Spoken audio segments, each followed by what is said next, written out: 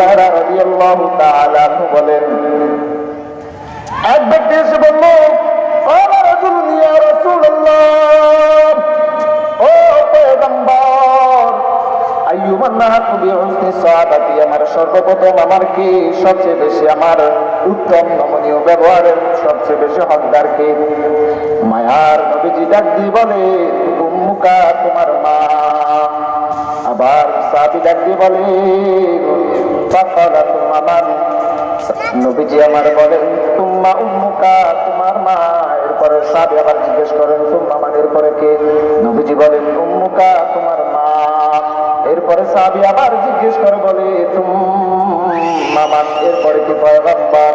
এরপরে আমার নবীজি বলে, তুম্মা বাবা, এরপরে তুম্মা আবুকা, তোমার বাবা। মায়ের কথা বলছেন তিনবার, বাবার কথা বলছেন একবার।